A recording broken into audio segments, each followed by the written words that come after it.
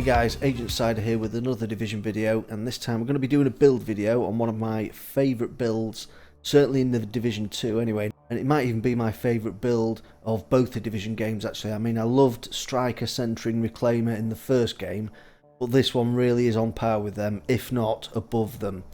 And those who game with me regularly will know that I do keep going on about this build and giving it full praise, but it really is that good, and it is of course the Negotiators Dilemma. So I'll just have a quick look through the gear that we've got here, and then we'll look on how to utilise this gear set properly. So as you can see here, I've got the 4-piece Negotiators on, and I've also got the chest and the backpack, so we'll go through each of these now. So people do sometimes have a misunderstanding of how this gear set actually works, and certainly on how to get the full utilisation out of this. So the 2 and 3 piece is simple enough, it's just crit chance and crit damage, but the 4 piece, the hostile negotiations, is where it really does come to life. So the main thing to remember is that this gear set is all built around critical hits. So when I critical hit an enemy, it puts a mark onto them. If I crit hit another enemy, that enemy will also get a mark on it, and every time that I crit hit either of those targets, the other target will also take the full crit damage as well. So as I did say before, I have got the chest and backpack on. So here the basic 4-piece gives 3 marks, so I can critically hit 3 targets and it'll put a mark on them, and each of the targets will take 60% of that crit damage. The chest and the backpack actually puts that up to 5 marks, and it's 100% damage.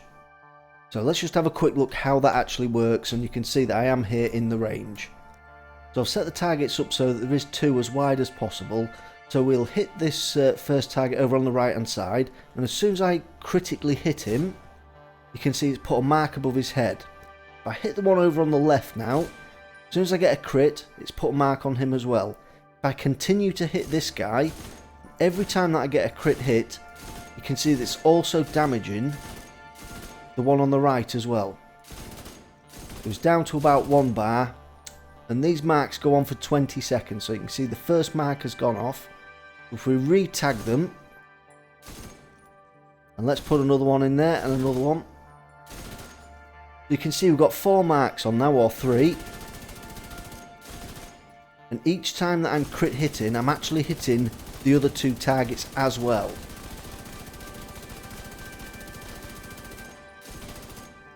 So that's the way that this build works, and we'll look at how to utilise it a little bit later on. But just another quick run through the gear. So like I said, this is all built around crit chance. So anywhere between 50 and 60% is going to be about on the mark. So about 55% crit chance, and you can see here I've got 106% damage. Don't worry too much about the crit damage. It obviously does help. The more crit that you've got does help. But the idea with this gear set is to tag things up as quickly as you possibly can. So the rest of the gear that I've got then, you can see that I've got the 4-piece on, and the 2 critical parts is the backpack and the chest. So that gives 5 targets that you can tag up, and 100% crit damage goes over onto those other marked targets. I did used to run this build with the contractor's gloves, so it is perfectly fine if you do. You will obviously need to put the mask on, but the mask you can see that I got here is basically perfect for an LMG crit chance build. And then we have the 4-piece Negotiators Dilemma, and I have got really lucky with all of these rolls, and most of them are absolutely maxed out. So it's all weapon damage, crit chance and crit damage where needed.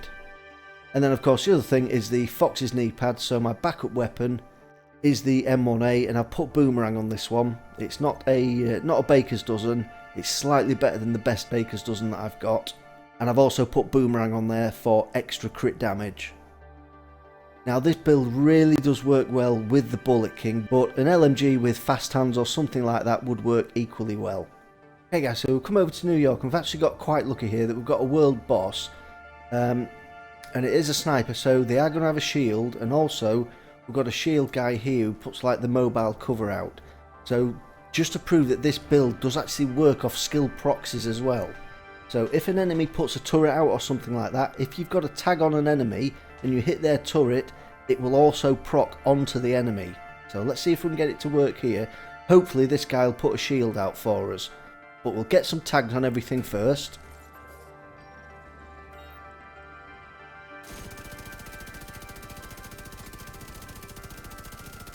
We've got tags on most things, and as you can see there, because everything's tagged up,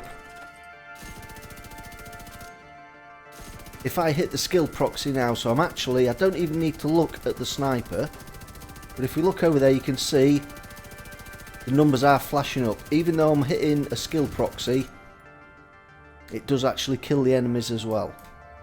So that really does show the benefits of using this build. Okay, so in this section guys, again it's just a normal territory control, but what I just want to show you here is that the main idea with this build is to get the tags onto the enemies as quickly as possible, then concentrate on killing a high level enemy. So a lot of people don't utilise this build correctly because they go for strong enemies straight away and they just hit one target. The idea is you tag up 5 enemies and then start hitting the hardest one.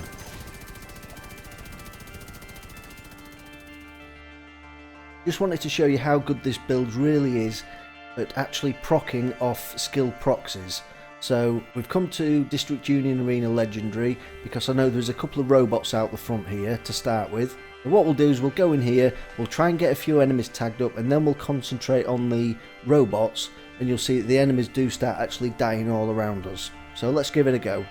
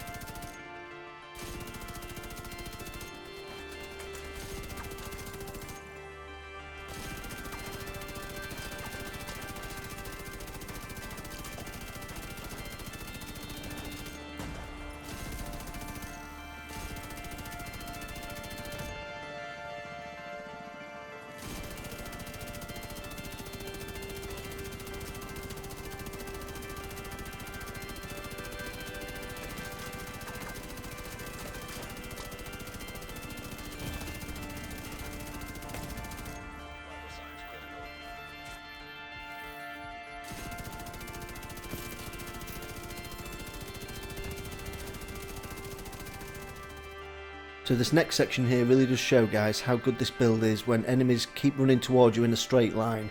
You really can get the tags on extremely fast, so all the enemies come running towards us here, so let's just have a look what happens to them.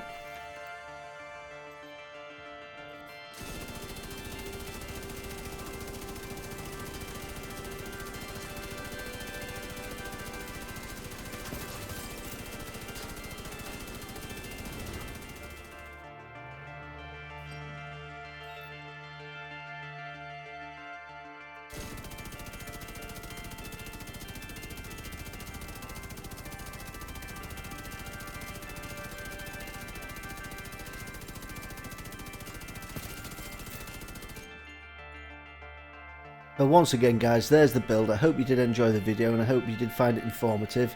If you have got any questions, please do leave them in the comments below.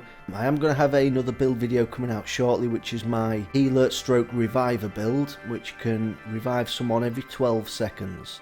So stay tuned for that, and until next time, thanks for watching guys, see you later.